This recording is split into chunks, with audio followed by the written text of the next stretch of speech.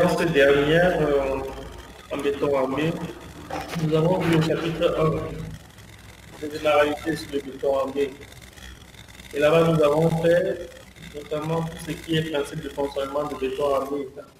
On avait dit que le béton armé, c'était un matériau composite, notamment issu de l'association entre le béton et l'acier. Donc, on avait donné des caractéristiques.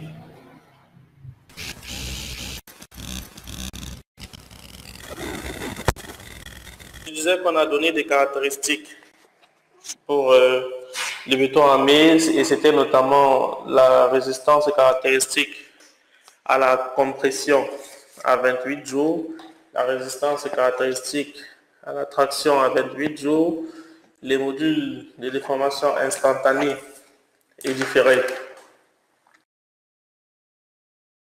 Vous m'écoutez toujours? Oui, monsieur. On vous écoute, monsieur.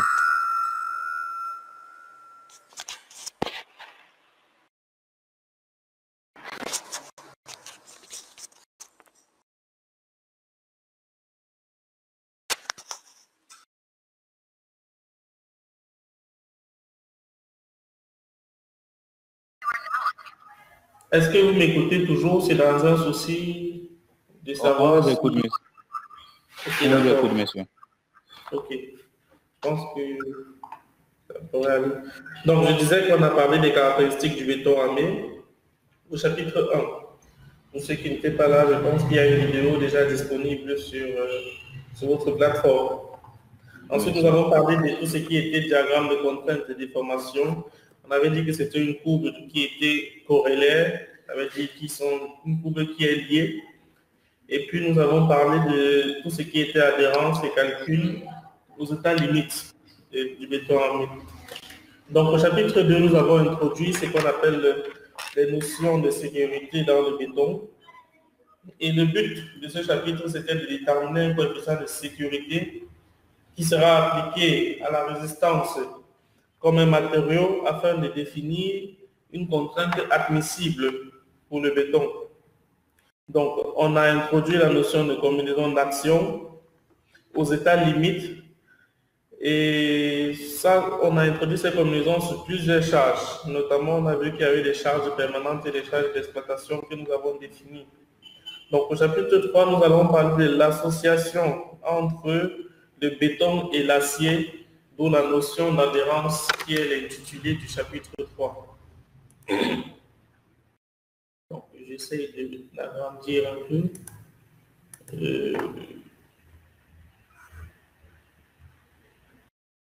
Voilà. Donc, chapitre 3, adhérence. Alors, comme définition de l'adhérence, on appelle adhérence l'action des forces de liaison qui s'opposent au glissement relatif des armatures par rapport à la gaine du béton qui l'enrobe. Pour une résistance parfaite, nous avons en tout point de l'élément la déformation de l'acier égale à la déformation du béton qui l'enrobe. Donc, cette relation epsilon S égale à epsilon B. Epsilon qui représente les déformations. Donc, les facteurs dont dépend l'adhérence. La qualité d'adhérence dépend des facteurs suivants. L'état de surface des armatures, entre parenthèses, les bas à haute adhérence sont meilleurs que les ronds lisses. Les bas à haute adhérence, ce sont des bas avec des stries au-dessus de la barre. Donc, ce sont des spirales qui sont tout autour de la barre, c'est ça qu'on appelle bas haute adhérence. Et puis, il y a des ronds lisses. Donc, on fait donc cette remarque que les bas à haute adhérence ont une meilleure adhérence que les bas à ronds lisses. Les bas ronds lisses. Donc, une autre qualité dont l'adhérence dépend, c'est la résistance du béton à la traction. L'adhérence augmente avec la résistance à la traction du béton. Donc, nous avons cet exemple où nous avons une masse de béton où nous avons ancré une barre d'acier. Donc, plus la résistance à la traction du béton sera élevée, plus l'ancrage, l'adhérence entre notre béton et l'acier sera optimale. Tout simplement parce que le béton sous les efforts de traction se fissure, se déforme. Ça, c'est ce qu'on a vu au chapitre précédent. Ça veut dire que si le béton a une meilleure caractéristique, a une meilleure résistance à la traction, elle se fissure moins, donc forcément, elle adhère plus à notre barre d'acier. L'état de contrainte dans la gaine du béton d'enrobage qui entoure la barre, la traction diminue l'adhérence alors que la compression augmente l'adhérence. Donc, en petit 3, nous allons parler de ce qu'on appelle la contrainte d'adhérence.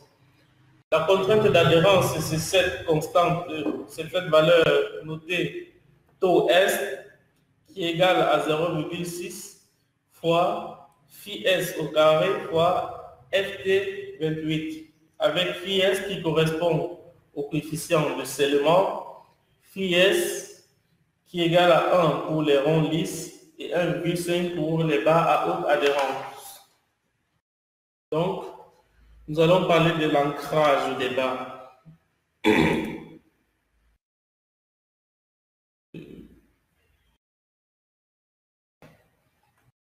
Alors, diapositive 2. Donc, en diapositive 2, nous allons parler de l'ancrage des barres. Ancrer une barre, ça veut dire tout simplement le fait de lier notre barre d'acier avec du béton, avec une masse de béton. Donc, cette liaison dépend de plusieurs caractéristiques que nous allons voir et calculer par la suite.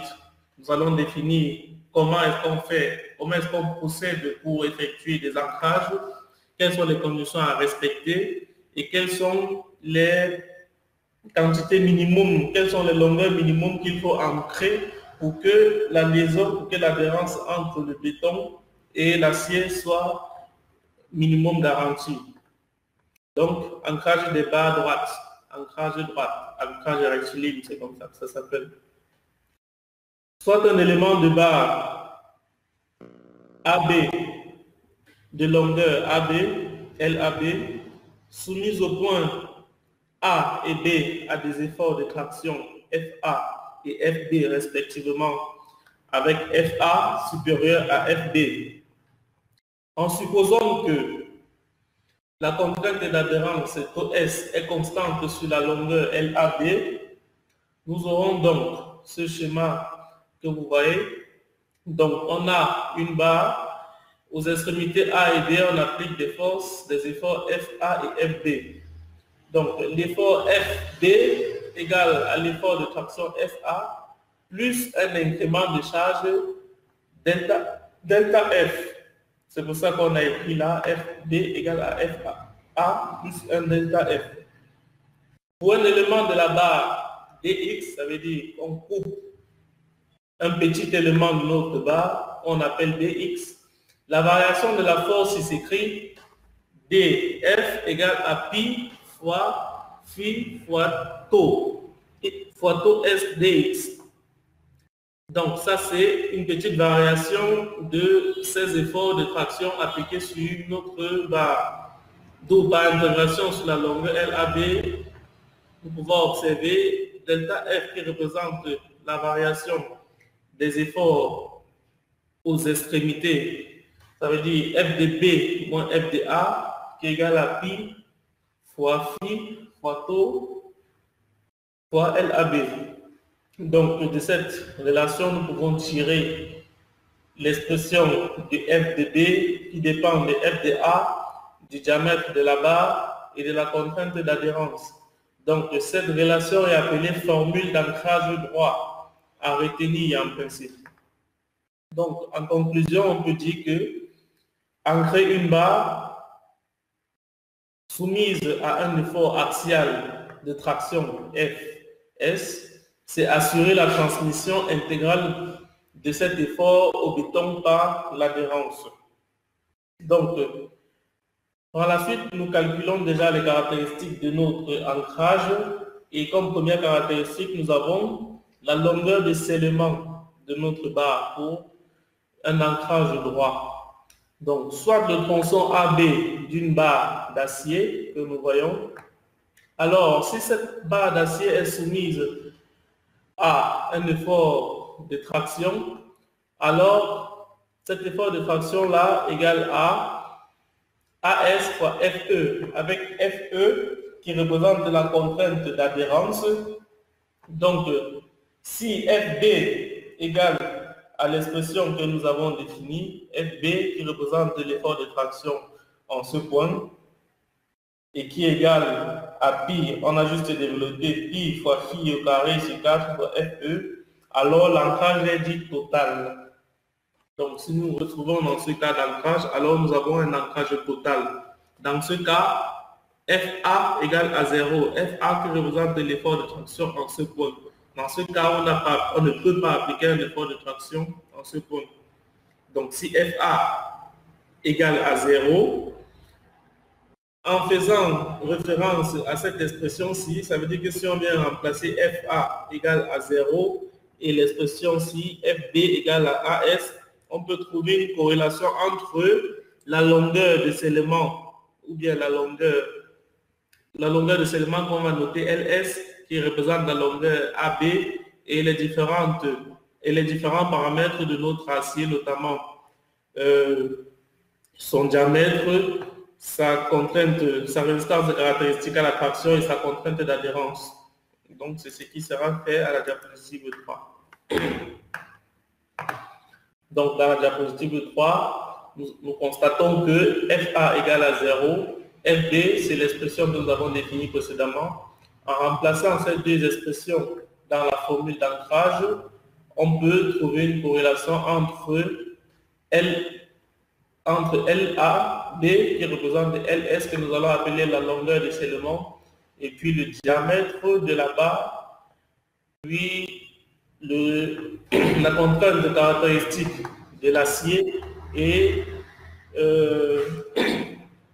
la contrainte d'adhérence.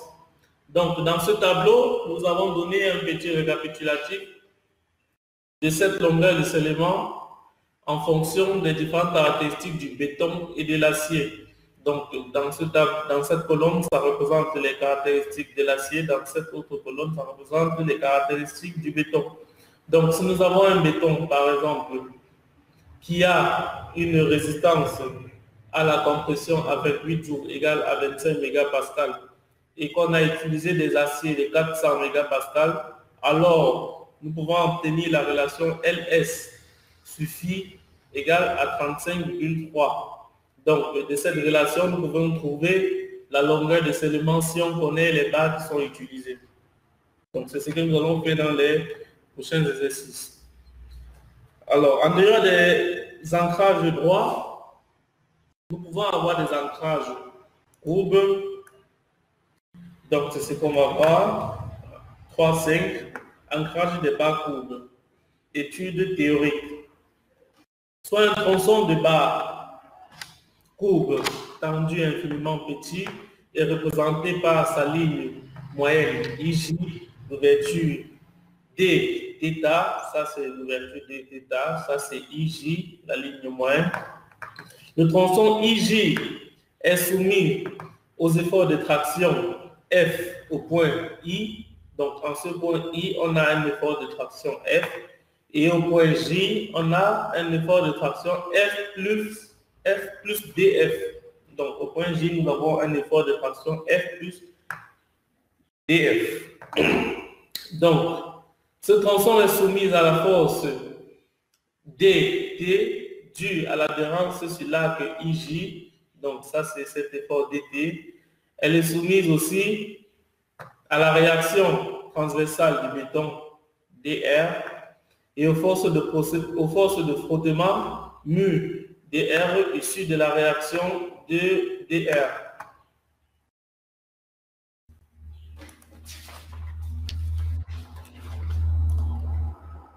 Donc, hypothèse. On suppose que le calcul de l'ancrage courbe s'effectue en admettant qu'aux forces d'adhérence définies par un ancrage droit se superposent une force de frottement appelée effet de courroie. En désignant par mu le coefficient de frottement entre l'acier et le béton, l'effort DR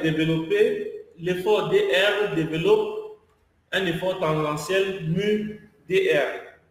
La projection, entre parenthèses, une projection verticale, des efforts sur la médiatrice du segment IJ nous donne. Donc, je vais revenir pour vous montrer la projection des efforts sur la médiatrice. Voici la médiatrice de ce segment IJ. Donc, on projette ces efforts-ci par rapport à cet axe-là, et puis on fait l'équilibre des forces. Donc, cette projection nous donne moins F sinus D θ sur 2, moins F plus DF sinus D θ sur 2 plus DR égale à 0. Or, dans ce cas, sinus dθ est sensiblement égal à dθ car on a un angle dθ qui est très petit. Dans ce cas, si dθ est sensiblement égal à dθ, si son sinus est sensiblement égal à lui-même, ça veut dire que df, qui est un incrément, qui est une variable de la charge f fois ce sinus, est pratiquement négligeable. Alors, on peut faire juste la résolution de cette équation en remplaçant par leurs expressions. Donc, celui-ci en prenant sensiblement égal à 0, on obtient dr égal à f fois dθ. L'équilibre des forces le long du tronçon élémentaire nous donne donc df égale à mu fois dr plus dθ. Or, nous avons dt égale à phi fois pi fois tau s fois r et dθ. Ça, c'est d'après la formule d'ancrage. Donc, la formule d'ancrage, on avait donné une relation entre les forces de traction appliquées sur une extrémité d'une barre et puis les caractéristiques physiques de cette barre comme son diamètre et sa contrainte d'adhérence. Donc là, c'est juste pour une petite variation de cette barre. Donc, associer ces deux relations, dt et dr calculées précédemment, on peut obtenir pour un tronçon courbe de la barre AB d'ouverture θ. Donc, on peut obtenir une relation entre les différents efforts de traction appliqués aux extrémités de ces barres. Donc, ça veut dire qu'on va développer et puis on va faire des intégrations.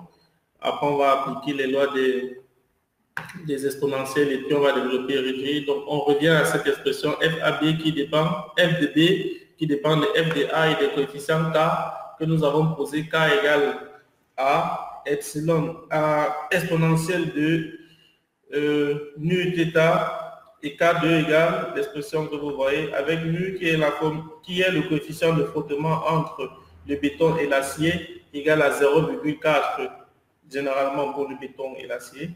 Et cette expression-ci là découle de, ça s'appelle en tout cas formule d'ancrage courbe. Donc ça découle directement de la formule d'ancrage droite.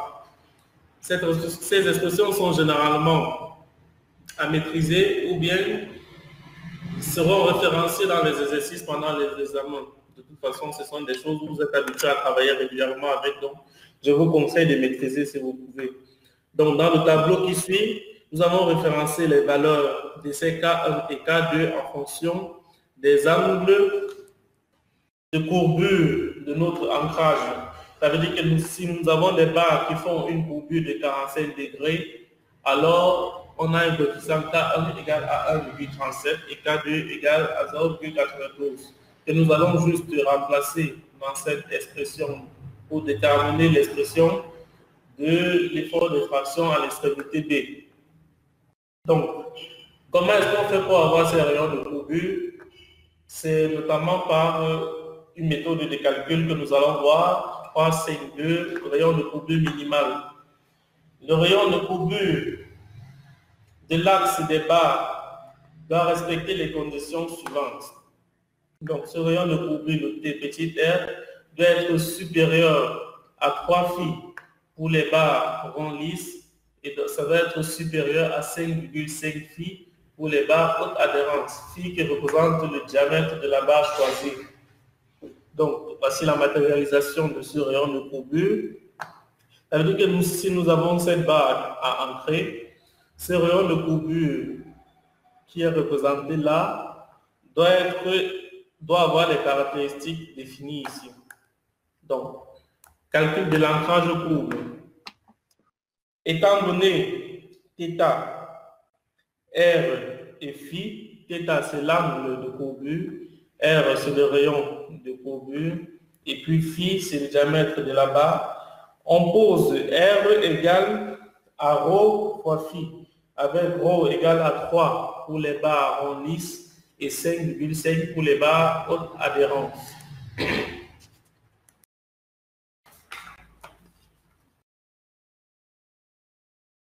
Donc, on a donné des définitions. On a essayé de numéroter le tronçon de courbure défini précédemment. Donc, cette partie-là, on l'appelle phi1 fois lambda 1. Cette partie, on l'appelle phi fois lambda 2. Donc, là, c'est notre rayon de courbure. Ici, on a LA qui représente notre longueur de l'ancrage. Et nous allons essayer de calculer ces différentes caractéristiques de nos ancrages. Donc, ça veut dire que dans un exercice, si on nous demande de calculer les caractéristiques de notre ancrage, ça veut dire qu'on demande de calculer cette partie qui est en alignement droit, calculer cette partie qui est en courbure droite aussi, calculer la longueur d'ancrage et puis déterminer le rayon de courbure. C'est ça qui font partie, en tout cas, des caractéristiques de l'ancrage courbe. Donc, en rappel, pour les ancrages rectilignes, on avait la formule d'ancrage rectiligne que nous abrégeons FAR. On a pu développer cette expression F de B est égal à F de A plus pi fois phi fois tau fois LAB.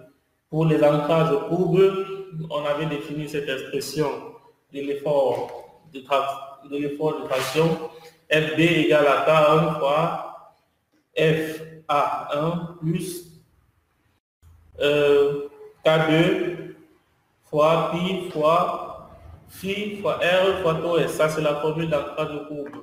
En considérant les différents tronçons de cet ancrage de courbe, nous pouvons avoir sur le tronçon A0, A1, ça veut dire sur ce tronçon, on a un ancrage rectiligne.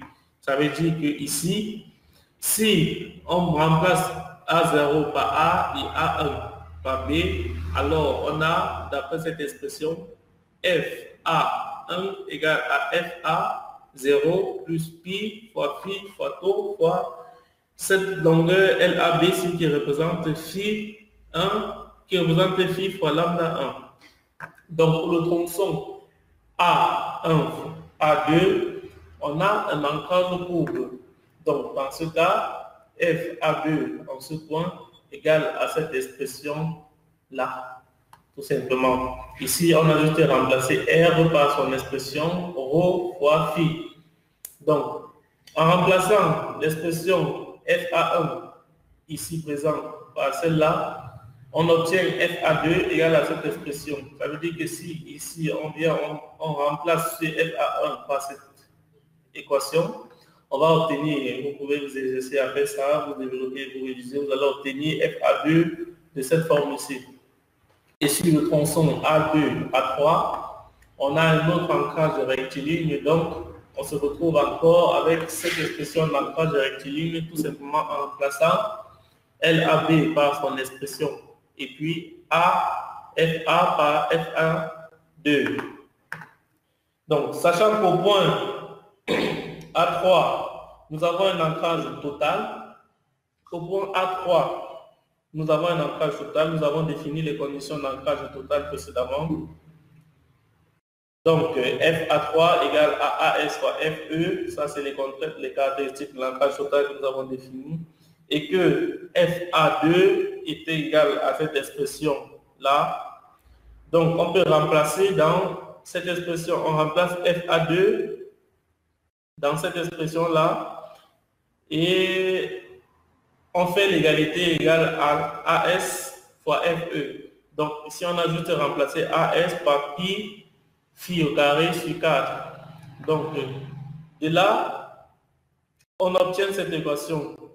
Et en remplaçant LS, qui est la longueur de scellement par son expression définie pour les ancrages rectilignes, il advient que la longueur de scellement peut avoir cette autre expression notée phi fois K1 lambda 1 plus K2 rho plus lambda 2. Donc les coefficients K1 et K2 sont calculés de la façon comme on a montré précédemment dans le tableau en fonction de l'angle θ. Et les lambda 1 et lambda 2 seront déduits en fonction des phi, bien évidemment. Donc, d'après le schéma que nous avons, d'après ce schéma-là, nous pouvons avoir les expressions suivantes. Donc, des positives 7. D'après ce schéma, on a les expressions suivantes. LA, qui est la longueur d'ancrage, égale à lambda 2 fois phi plus rho fois phi plus phi sur 2. Donc, j'essaie de vous expliquer en revenant dans le schéma. D'après ce schéma, ok. En principe, on a dit qu'il fallait maintenir une longueur, en tout cas, il faut maintenir un espacement minimum pour l'enrobage. Ça veut dire que de cette longueur, pour avoir cette longueur LA, il faut ajouter cette partie rectiligne plus le rayon. Ce rayon-ci, le rayon c'est de là. Ça veut dire que si on fait la projection, c'est de là à là. Donc si on projette verticalement, plus le rayon qui est égal à phi fois rho, plus cette partie, ce petit bout entre la fibre moyenne et l'extrémité qui représente la moitié du diamètre, plus phi sur 2. C'est pour ça qu'à partir de cette figure précédente, nous pouvons obtenir cette équation-ci, la longueur d'ancrage égale à phi fois lambda 2 plus R qui est égal à rho fois phi plus phi sur 2.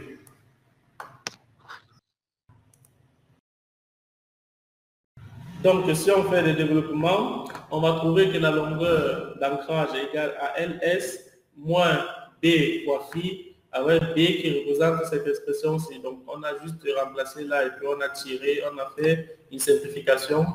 Là, on pourra calculer un B indépendamment. Donc, en remarque, les résultats qu'on peut obtenir à partir d'un calcul d'ancrage aux courbes sont petit 1, la longueur lambda 1 fois phi du retour rectiligne d'extrémité tout en connaissant la longueur d'ancrage LA ou bien tout en connaissant la longueur de retour phi fois lambda 2. Donc, comme autre résultat que nous pouvons obtenir à partir de l'ancrage de courbe, nous pouvons obtenir la profondeur de l'ancrage LA tout en connaissant la longueur de retour droit d'extrémité lambda 1, lambda 2, phi en principe. Donc, ancrage total des cadres, des étriers et des épingles. Le rayon de courbure des cadres, étriers et épingles. Donc, on a défini précédemment R qui était égal au rayon de courbure. On a dit que c'était égal à rho fois phi. On a donné rho devait être supérieur à 2 pour les ronds lisses et puis supérieur à 3 pour les bas haute adhérence. Donc, pour effectuer normalement les ancrages de barres, on utilise ce qu'on appelle un mandrin de centrage. Donc, le mandrin de centrage, généralement, c'est ce que nous, dans nos jargons de techniciens au Cameroun, on vous appelez souvent le tableau pour les étriers. C'est un peu comme ça que vous appelez ça. Donc, en fait, il y a des caractéristiques minimum que ce diamètre doit respecter. Donc, ce diamètre doit être supérieur à 3 phi pour les barres rondes lisses et ça doit être supérieur à 5 pi pour les barres haute adhérence. L'ancrage des cadres, étriers et épingles est considéré total si l'on respecte les dispositions suivantes. Donc, pour les étriers, on a montré sa façon de faire son ancrage des cadres. Pour les épingles, il y a cette façon. Et phi qui représente, θ qui représente l'angle de courbure de notre ancrage doit être égal à 180 degrés au minimum pour les étriers et les épingles. Donc, pour les cadres, nous avons un θ qui est égal à 135 degrés. Et pour ce type de cadre, nous avons un θ qui est égal à 90 degrés. Donc, diapositive 8. Disposition constructive des armatures. On fait une disposition constructive tout simplement pour éviter, en fait, que des parties, après le collage, que des parties d'armature soient mal bétonnées, ça c'est d'un. Pour avoir une meilleure utilisation, pour optimiser l'utilisation des armatures dans notre édifice, ça c'est 2. Donc ça doit respecter une certaine condition, notamment l'enrobage minimum des armatures. Respecter l'enrobage minimum afin de protéger les armatures contre la corrosion. Donc celles-ci doivent être suffisamment enrobées. Donc l'enrobage, ça veut dire c'est cet espace minimum qui existe entre le bord de notre bloc de béton et l'armature qui est à l'intérieur. Donc l'enrobage de toutes les armatures est au moins égal à 1 cm pour les locaux ouverts non exposés aux condensations, 3 cm pour les locaux exposés aux intempéries, aux condensations, aux liquides ou aux actions agressives. Ramené à 2 cm si on a un béton dont la résistance caractéristique à la compression est supérieure à 40 mégapascales. Donc cet enrobage doit être supérieur à 5 cm pour les bétons qui sont situés dans les atmosphères très agressives, notamment les milieux marins. Et puis, d'une façon générale, l'enrobage doit être toujours supérieur au diamètre de la barre.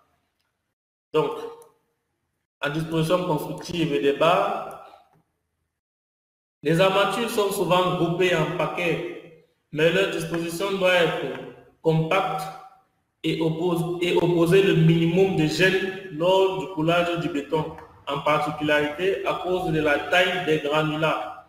On retiendra les dispositions constructives suivantes. Donc, nous avons un groupe de figures de ce côté et un autre groupe de figures sur l'autre côté.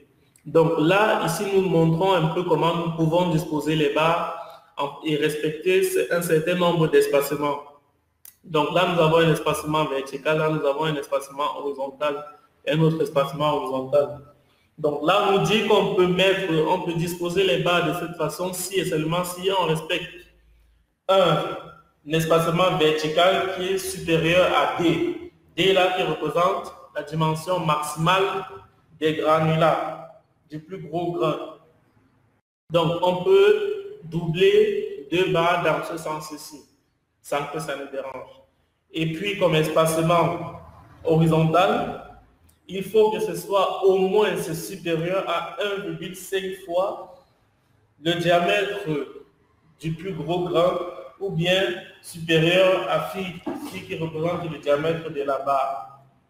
Donc on peut aussi grouper les barres de cette façon dans certains cas, mais il faut que les espacements horizontaux là et les espacements verticaux respectent cette condition-là. Mais il est strictement interdit de disposer des barres de cette façon ou de cette façon. Ça veut dire aligner 3 barres de façon horizontale ou verticale. C'est une disposition constructive à proscrire. Donc en diapositive 9, je veux dire. Diapositive 9, on parle plus des conséquences de la mauvaise disposition des barres et puis du mauvais alignement ou aussi de la mauvaise mise en forme de nos aciers.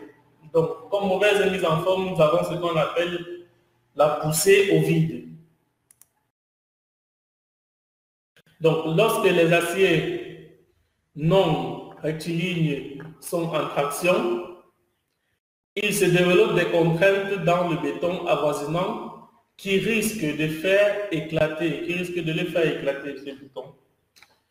C'est le phénomène de poussée au vide. Il suffit de respecter certaines règles de construction pour éviter ce phénomène de poussée. Donc, ça veut dire que nous avons un bloc de béton et que nous avons dans ce bloc de béton des aciers où il y a un ancrage avec un angle de 90 degrés. Il est obligatoire pour nous de faire cette ligature-ci. Sinon, en fait, cette barre va créer des efforts de traction sur cette partie qui risque de faire éclater la zone de béton. Du coup, il est impératif de créer une ligature qui sera attachée quelque part. Généralement, on fait les ligatures qui sont attachées directement à la poutre ou tout simplement on coude la barre, comme ici. Tout simplement, vous pouvez couder la barre au lieu de vous donner plus de travail. Donc, le cas présent ici, c'est par exemple le cas des escaliers où nous avons des paillasses coulées avec des paliers de repos. Donc, ça, c'est la disposition constructive et minimale à respecter. Ça veut dire qu'on ne va pas faire des barres qui s'arrêtent là et une autre barre qui s'arrête là. C'est une disposition totalement à proscrire. Si vous avez ce cas de disposition, en fait, c'est coupé pour que vous voyez bien. Si vous avez ce cas de disposition, il est nécessaire pour vous de créer des prolongations de part et d'autre afin de pouvoir respecter une disposition constructive et minimale. Donc, nous allons faire des applications numériques.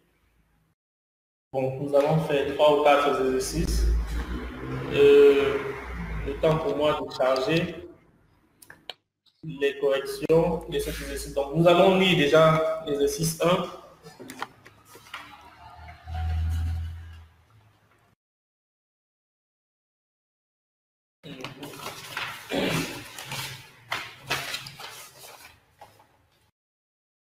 Voilà. Donc, comme exercice, premier exercice, application numérique, ce sont des exercices directs qui sont des applications numériques. Soit à réaliser l'ancrage total d'une barre de diamètre 32 à partir d'un point A situé à 30 cm au bord d'une pièce en béton armé.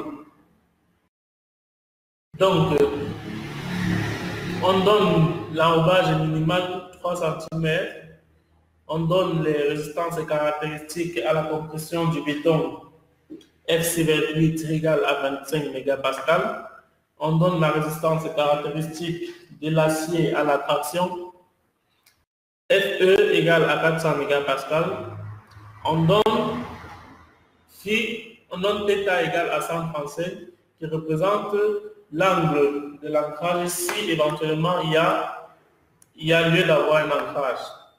Donc, et on demande de déterminer le type d'ancrage nécessaire pour un ancrage total. Donc, déterminer le type d'ancrage nécessaire pour ancrer totalement cette barre au point A.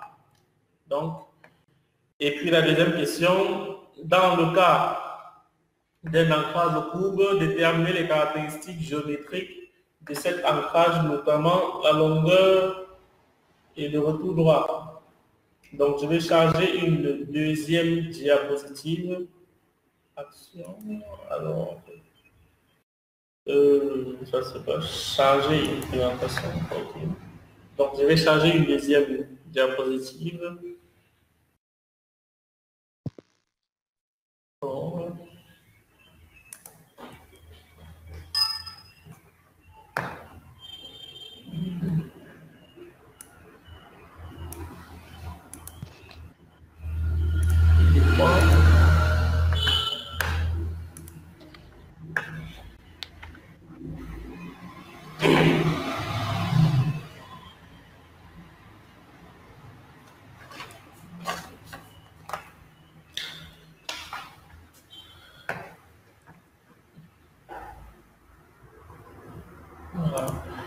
Bon, c'est vrai que dans le support de cours que vous avez, on a essayé d'expliquer les corrections pour cet exercice 1 et l'exercice 2 qui suivra.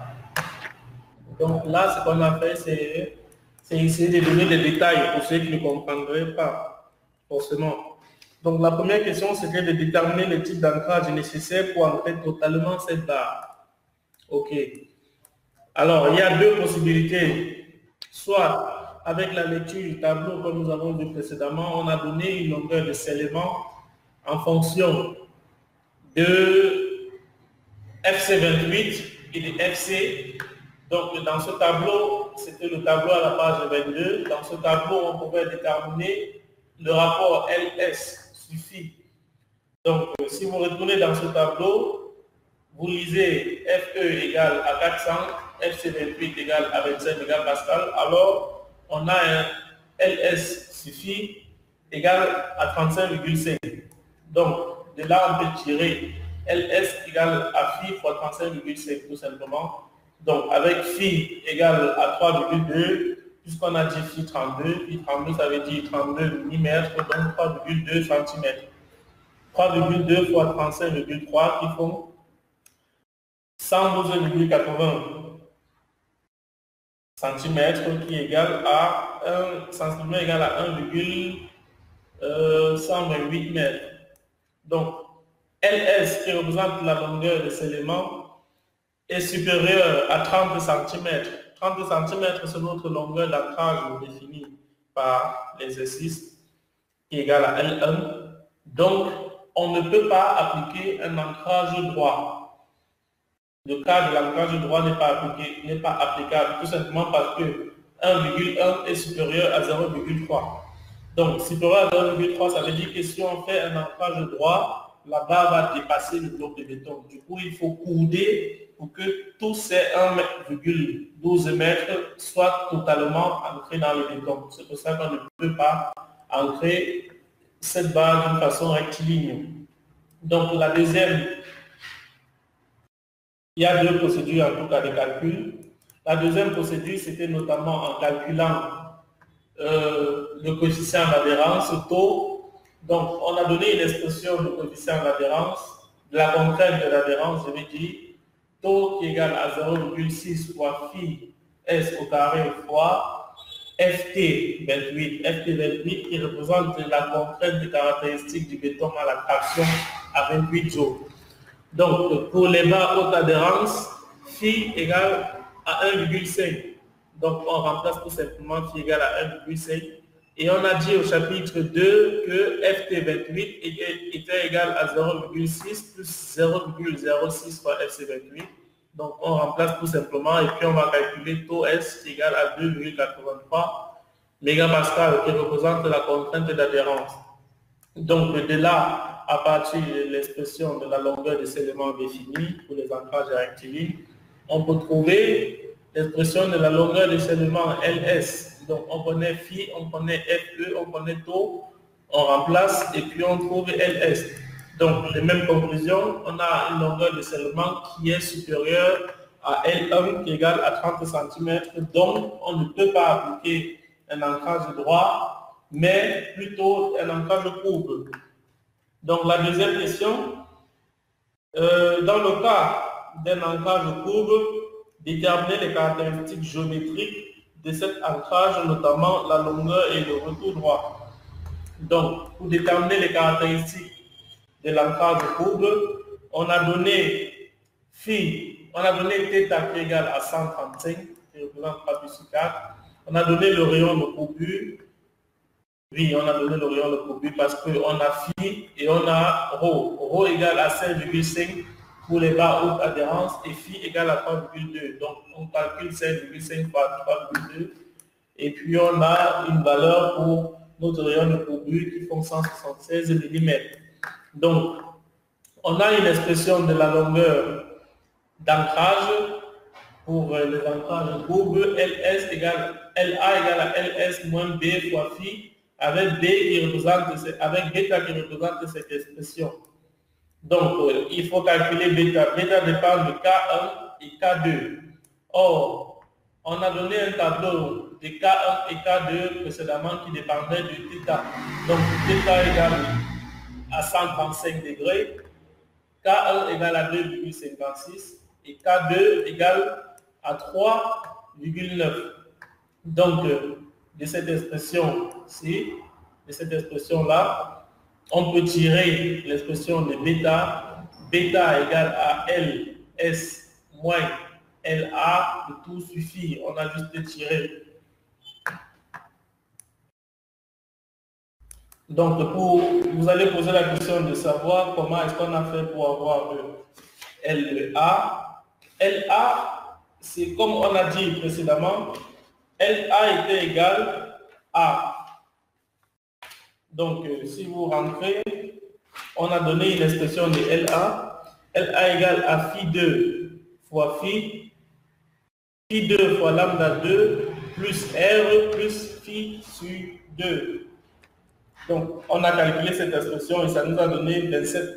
Et c'est défini en tout cas sur votre schéma. Ça veut dire que si vous avez le document devant vous, vous regardez, la longueur d'ancrage est définie directement sur votre exercice. Au cas où on n'aurait pas donné, vous avez la méthodologie pour le calcul. Mais dans ce cas, c'est tout simplement donné, donc vous lisez. Et en fait, c'est juste une façon pour vous, c'est un guide pour le calcul. C'est un guide pour le calcul. Donc, vous calculez LA de la façon suivante. Ça fait phi fois lambda 2 plus R plus phi sur 2. Ça va vous donner 27 cm. Donc, on a calculé LA, on a calculé LS, on a calculé phi, on a pu avoir l'expression de bêta. Donc, le calcul de bêta effectué, on peut calculer les coefficients lambda 1. Donc, lambda 1, on a juste à partir de l'expression de bêta tiré lambda 1. Lambda 1 égale à bêta moins rho facteur de K2 moins 1 demi le tout sur K1. On remplace K1 qu'on a lu dans le tableau, K2 lu dans le tableau, rho qui égale à 5,5 pour les barres haute adhérence, et bêta, c'est le résultat calculé précédemment. Donc, on trouve lambda 1 qui est égal à 4,4, sensiblement égal à 5. Donc, lambda 1 fois phi est sensiblement égal à 5 fois 0,32 qui est égal à 0,16.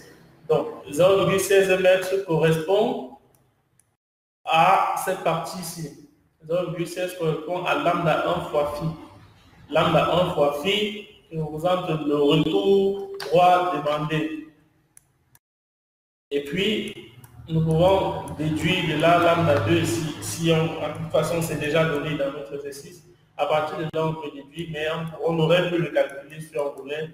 On aurait pu calculer lambda 2 de la même façon. Ça veut dire qu'à partir de LA, on tire lambda 2 et puis on aura une valeur caractéristique de lambda 2 en fonction de phi.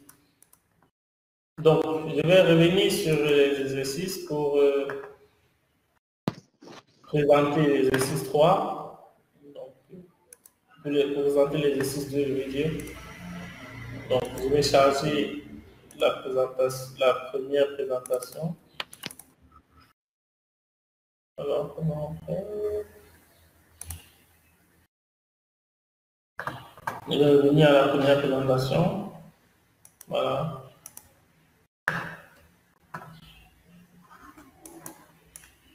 Donc, exercice 2. Donc, l'exercice 2, c'est de déterminer le retour droit d'un crochet normal. Crochet normal, ça veut dire θ égale à 180 degrés. Ça, c'est à retenir. Donc, partout où vous verrez crochet normal, ça veut dire θ égale à 180 degrés pour que l'ancrage soit équivalent à un scellement droit de 40 fils. La barre à ancrer est de 16 cm de diamètre et FE égale à 400 mégapascal.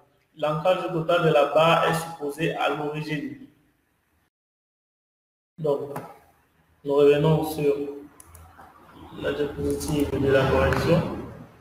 Là. OK. Et je vais zoomer.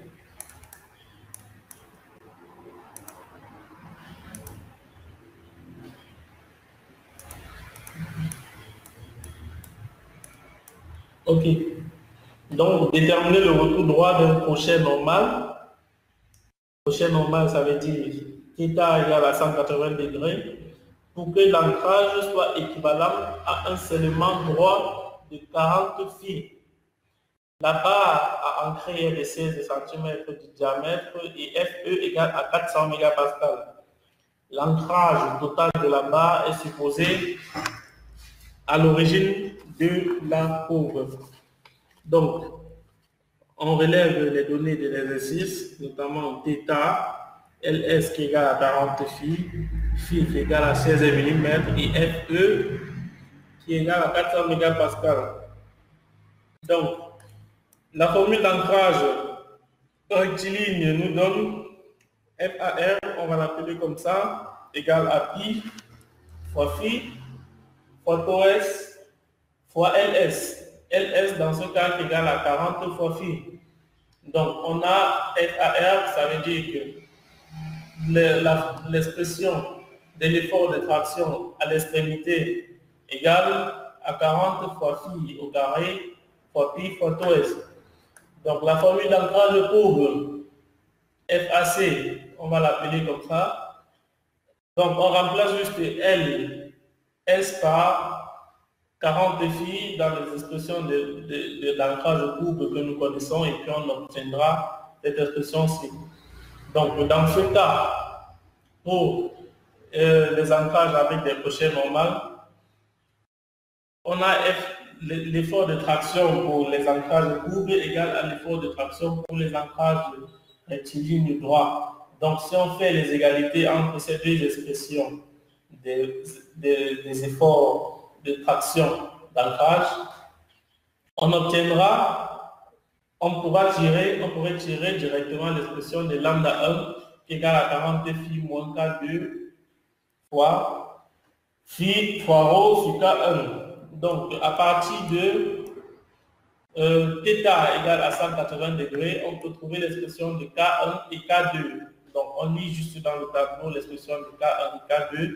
Donc, si on a K1 et K2, on remplace, on peut calculer lambda 1 égale à 1,36. On arrondit, on donne une valeur arrondie à la borne supérieure. Ça veut dire que lambda 1 égale à 2. Donc, cette partie-ci égale à 2 fois phi, si on veut avoir une expression. Cette longueur égale à 2 fois phi. 2 fois phi avec phi égale à 16 mm, ça veut dire que cette partie d'air au minimum égale à 32 mm. Donc, l'exercice 3, c'était tout pour l'exercice 2, l'exercice 3. Je vais revenir à la page de présentation. S'il vous plaît, monsieur. 3. Oui. Au niveau de l'exercice 2, là, à la fin, là, je n'ai pas bien compris, monsieur. L'exercice 2, vous n'avez pas bien compris. Attendez, je reviens. Donc, au niveau de la fin. Oui. Comment est-ce qu'on a calculé K1 et K2, c'est ça? Oui, monsieur.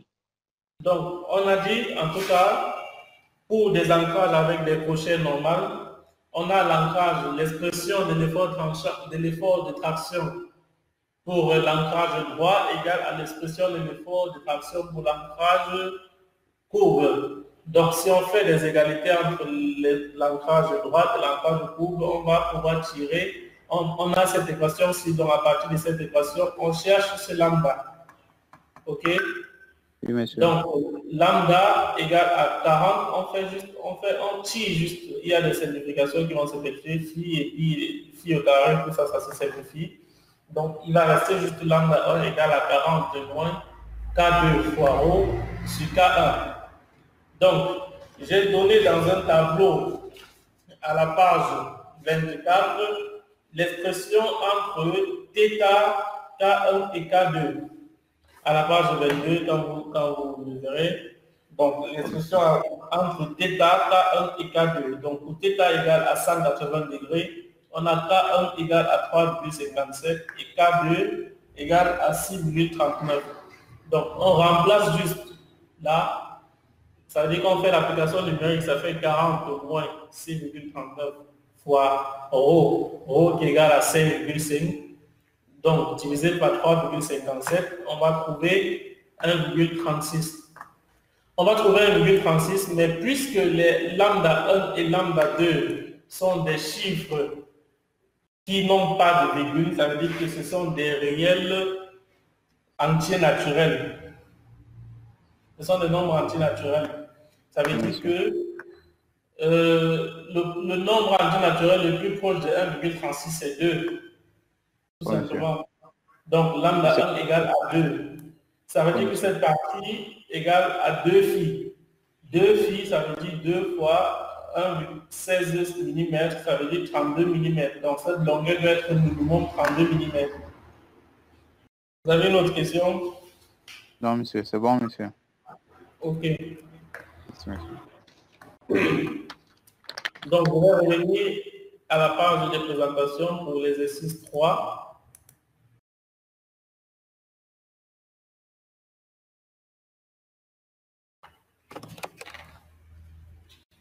Ça prend du temps.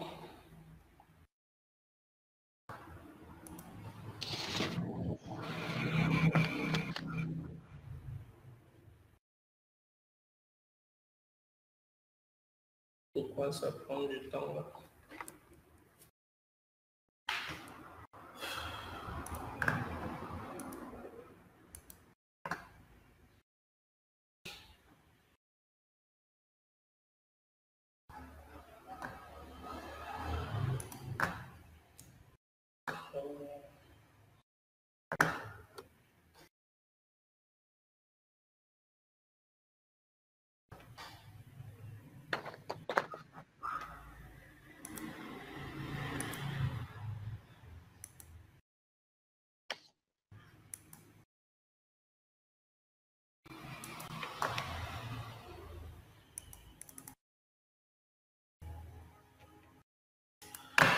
Ah là, ça prend du temps, je ne sais pas. Est-ce qu'il y a...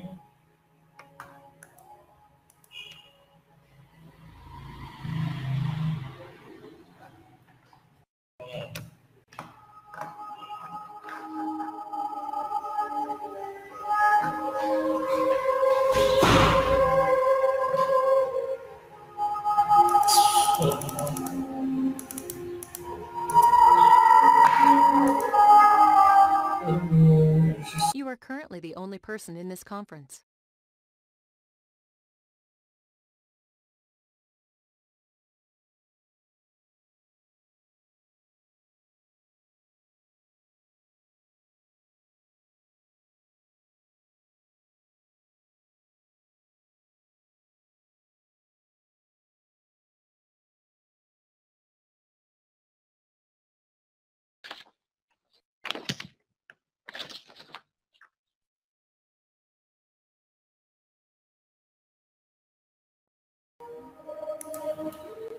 Donc, nous souhaitons la bienvenue à Mademoiselle Ngorjane.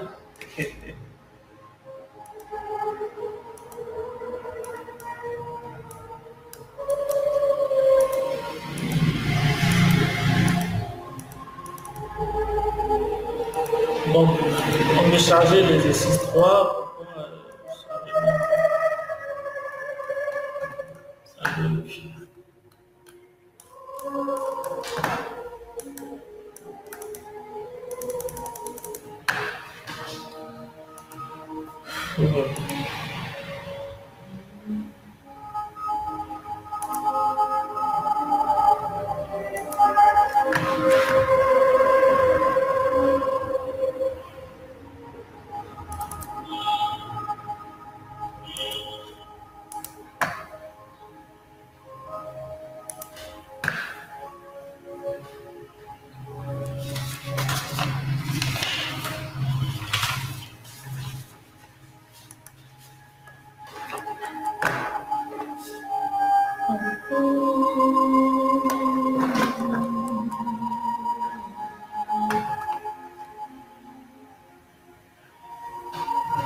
Oh là là.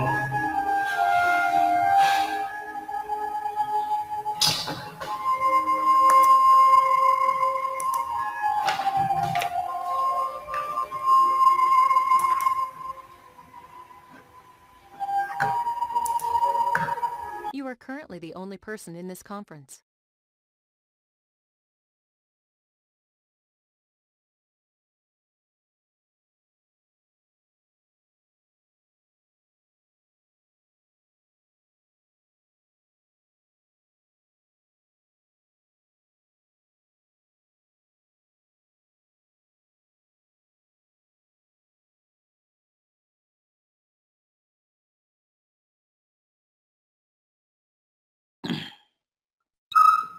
Enfin, ça, voilà. Moi, je ne sais pas ce qui se passe avec cette connexion-là, mais ça me joue des tours.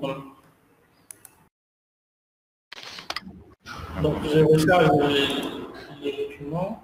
J'espère que ça va fonctionner cette fois.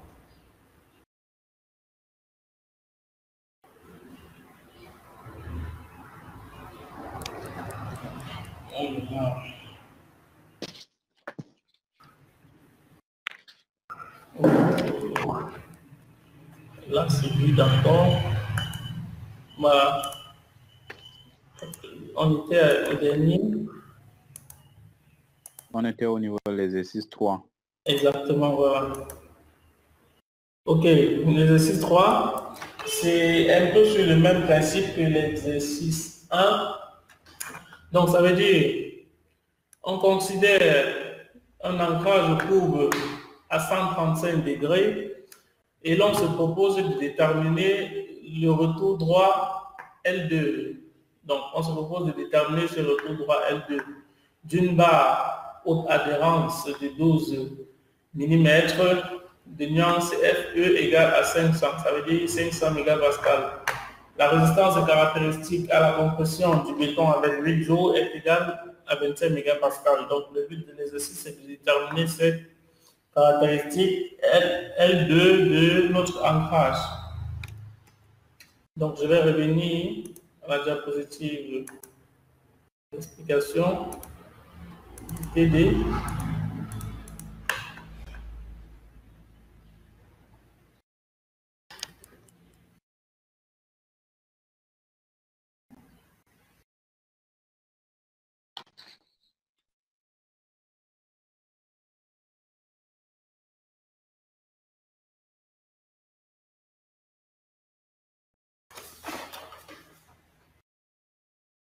Oh là là.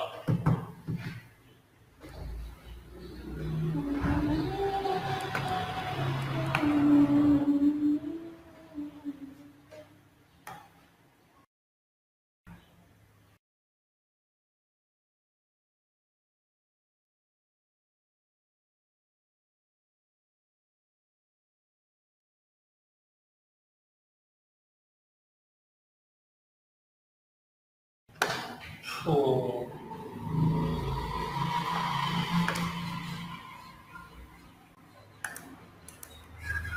You are currently the only person in this conference.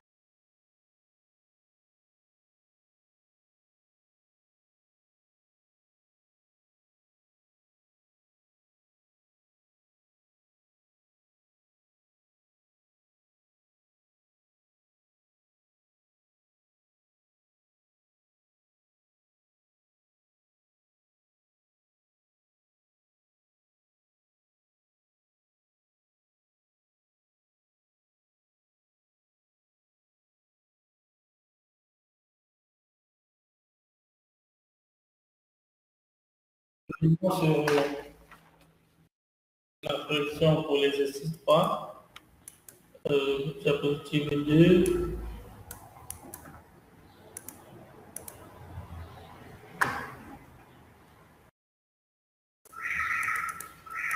Qu'est-ce que j'ai avec ce diapo?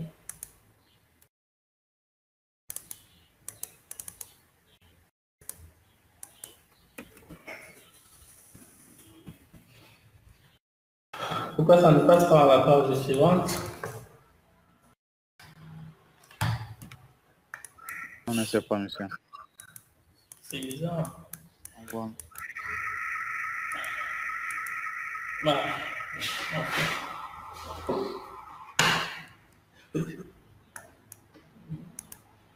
Donc, nous sommes passés à l'exercice 3.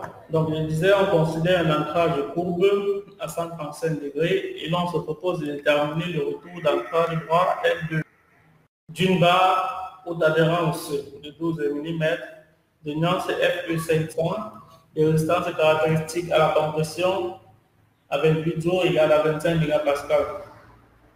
Donc, c'est cette longueur qu'on demande à calculer. Alors, tout naturellement, on cherche ce qu'on connaît déjà, c'est-à-dire qu'à partir des FE 500 et FE 28, on peut trouver l'expression entre LS et phi. Donc, au tableau à la page 22, vous pouvez trouver LS sub phi égale à 41 en prenant FE égale à 500 et FE 28 égale à 25 mégapascal. Donc, LS égale à 41,1 fois phi qui est égal à 12. Donc, ça fait 529,2 mm. Donc, pour ce qui est de la longueur d'ancrage, LA, on utilise les expressions des ancrages courbes, LA égale à LS moins bêta fois phi. Avec cette longueur d'ancrage ici qui est égale à cette longueur LA1 que nous avons appelée précédemment phi fois lambda 2. Donc, c'est égal à LA1 plus le rayon de courbure, ça veut dire que plus cette distance ici, que je projette comme ça, ça veut dire de là à là, ça représente le rayon de courbure que nous allons appeler R qui est égal à ρ fois phi. Donc, ρ c'est 5,5 pour les hautes adhérences fois phi, plus phi2 qui représente cette petite partie-ci, ça veut dire de la fibre moyenne jusqu'à l'extrémité. Donc, nous pouvons déterminer la longueur de l'ancrage LA qui est égale à 172 mm. Donc, si on a LA, on peut trouver une expression de petit b. Petit b qui lui à son tour dépend de K1 et K2. Donc, pour θ égale à 135 degrés, on a K1 égale à 2,56 et K2 égale à 3,3. Donc, de cette expression directement, si on tire bêta, on va trouver 29,76 en faisant LS moins LA suffit. Donc, on remplace, on tire lambda 1 et lambda 2. On tire lambda 1, en tout cas, c'est ce qu'on est en train de calculer, de l'expression de bêta pour les ancrages courbes. Donc, on tire bêta, on tire lambda 1 qui dépend de bêta, ou bien bêta qui dépend de lambda 1. De toute façon, c'est une relation corrélée, c'est lié. Donc, on tire lambda 1 en fonction de bêta calculé précédemment. Donc, on fait des applications numériques en remplaçant bêta par sa valeur calculée là, en remplaçant ρ par 5,5, K2 par les valeurs lues dans le tableau et K1 par la valeur lue dans le tableau. Donc, on va obtenir lambda 1 égale à 3,54 et l'entrée naturelle pour 3,54, c'est 4. Donc, L2 égale à lambda 1 fois phi qui font 4 fois 12, donc 48 cm. Et puis, vous cherchez l'exercice 2 parce que c'est similaire à l'exercice. Vous cherchez l'exercice 4 parce que c'est similaire à l'exercice 2, de toute façon. Donc, pour le prochain chapitre, je pense que ça va être demain. Et on va faire le calcul de descente des charges. En tout cas, on va définir les notions de descente des charges et puis on va essayer de faire des applications. Donc, après ce chapitre, ce serait tout ce qui est caractéristique du béton armé. Normalement, à partir du chapitre 3, on connaît déjà qu'est-ce que c'est que les états limites. On connaît ce que c'est que l'adhérence du béton. On est capable de calculer les ancrages pour nos aciers. On connaît les dispositions constructives pour nos armatures dans le béton. On connaît les caractéristiques des bétons. On connaît les caractéristiques de l'acier. Donc, à partir du chapitre 5, ce sera les applications directes de tout ce que nous avons vu. Au chapitre 5, nous allons voir les tirants. Donc, les tirants, ce sont des poutres soumises à des efforts de traction. Des efforts de traction ou de compression, en tout cas des efforts horizontaux. Au chapitre 6, nous allons voir la flexion. Donc, nous allons voir deux types de flexion. Une flexion simple nous allons voir la flexion composée et nous allons voir la torsion au chapitre 8. Et puis, je pense qu'au chapitre 9, nous allons voir les efforts tranchants. Donc, je vous exhorte à réviser les 3 premiers chapitres qu'on a fait parce que la suite dépend exclusivement de ce que nous avons fait. Donc, si vous avez des questions, vous pouvez poser.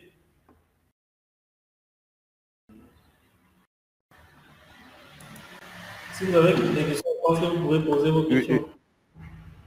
Oui, monsieur. J'ai une question, monsieur. Oui. Lors de la présentation du cours, monsieur, vous avez dit que l'ancrage a 3 caractéristiques. À savoir, vous avez dit lors de la présentation, monsieur. Oui. Vous avez cité 3 caractéristiques, et 3 à 4 caractéristiques des ancrages. Je n'ai que retenu au niveau de la longueur d'ancrage également le rayon, monsieur. En dehors de ça, l'ancrage. Oui, monsieur. Donc, vous dites que vous n'avez retenu que 2 caractéristiques, monsieur. Les facteurs dont dépendent les adhérences ou bien. Vous parlez de l'ancrage ou de l'adhérence? De l'ancrage, monsieur. Les caractéristiques de l'ancrage courbe, particulièrement, les facteurs qui dépendent de l'ancrage courbe sont notamment cette partie que nous avons appelée le retour droit. Ça veut dire si on vous donne juste un exercice sur les ancrages courbes, on demande de calculer les caractéristiques. Il faut pouvoir calculer ce retour droit. Il faut pouvoir calculer le rayon de courbure. Il faut pouvoir calculer ce retour gauche qui est égal à phi fois lambda 2. Et puis, il faut pouvoir déterminer la longueur de l'ancrage. C'est ça qui font les 4 caractéristiques. Donc, la longueur de l'ancrage, le retour gauche, le retour droit, et puis le rayon de courbure. Oh, monsieur. Donc, vous avez une autre question? Bon, j'ai une autre question encore par rapport au tableau, monsieur. Par rapport au tableau qui, page 22. Oui. Oui, par rapport au tableau, vous avez dit que les longueurs de scellement, le tableau éditait les longueurs de scellement, les caractéristiques et la résistance de... Voilà, à la résistance de l'acier et du béton. Avec ça lie la longueur du scellement à la résistance caractéristique du béton à la compression et la résistance caractéristique de l'acier à la traction. Donc, on a l'expression LS suffit qui est lue dans le tableau. Ça veut dire qu'à la page 22, vous lisez les expressions LS suffit. D'accord, monsieur. Ça veut dire que, par exemple, si vous avez un FC28 égal à 20 mégapascal et un FE égal à 400 mégapascal, alors vous avez LS suffit égal à 41,2. C'est bon, c'est qu'on a appliqué quand on faisait les exercices. Tout à l'heure, tout ce que vous voulez dire,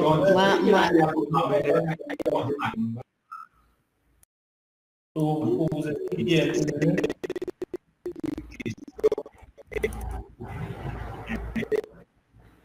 Je vous écoute plus si vous parlez.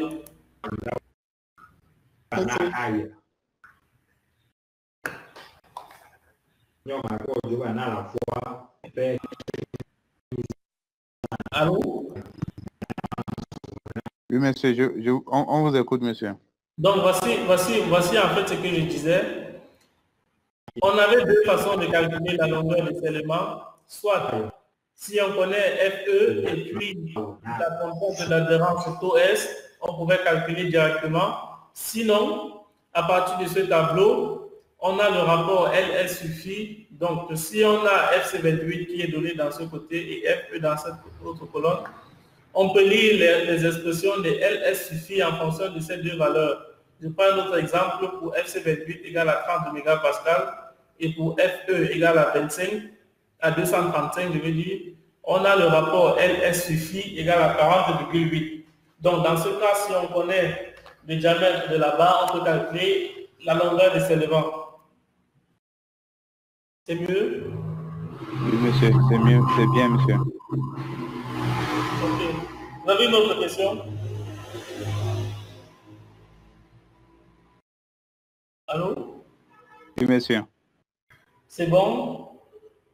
C'est bon, monsieur. À ce niveau, c'est-à-dire, ce qu'on va chercher, ça sera à l'auto S, monsieur. Vous dites? À ce niveau, si on a LS sur phi, monsieur, si on prend peut-être LS sur phi égale à 30, la résistance est à 235 si la valeur est 40,8, monsieur. Ce qu'on Oui. cherche ici, c'est taux S ou bien phi, monsieur. On est en train de chercher LS. D'accord, monsieur. On connaît phi, généralement on connaît phi. Ça veut dire que si vous faites un calcul béton, vous calculez les armatures, vous connaissez les armatures que vous allez trouver, vous choisissez, c'est vous qui choisissez vos barres. Oui, monsieur. Vous choisissez que vous allez utiliser les phi 12, c'est vous qui choisissez que vous allez utiliser les phi 10. Ça veut dire que vous connaissez phi. Vous avez déjà fait le choix. En principe, pour ce niveau, ça veut dire qu'on a déjà calculé la section d'armature. On sait déjà qu'il nous faut 10 barres de 10, 3 barres de 12, ainsi de suite. Donc, on connaît déjà. Maintenant qu'on connaît, est-ce que ce serait nécessaire de les ancrer avec des ancrages droits ou bien des ancrages courbes? C'est ça, en fait, le but de ce chapitre. Puisqu'on connaît déjà phi, on a deux possibilités, soit en calculant la contrainte d'adhérence taux S, soit dans ce tableau pour calculer LS, on peut lire directement le rapport LS suffit dans ce tableau. Donc si on le lit, ça veut dire que par exemple pour 25, FC28 égale à 25 et FE égale à 40, on peut lire le rapport LS suffit égale à 35,3. Donc si LS suffit égale à 35,3, ça veut dire que LS égale à 35,3 phi. On peut passer de l'autre côté. Donc en remplaçant phi par sa valeur, on va trouver LS égale à 35,3 fois la valeur de phi. Si c'était 12 mm fois 12 mm par exemple. D'accord, c'est bon, monsieur. Ok. Donc, le prochain cours, je pense que ça va être demain, à la même heure. D'accord, monsieur. Ok, bonne soirée. Merci, merci à vous, monsieur. Revenez bien. D'accord, monsieur. Et vous composez bientôt aussi, apparemment, en début du mois, vous allez faire le CC. C'est compris, monsieur. Ok, merci.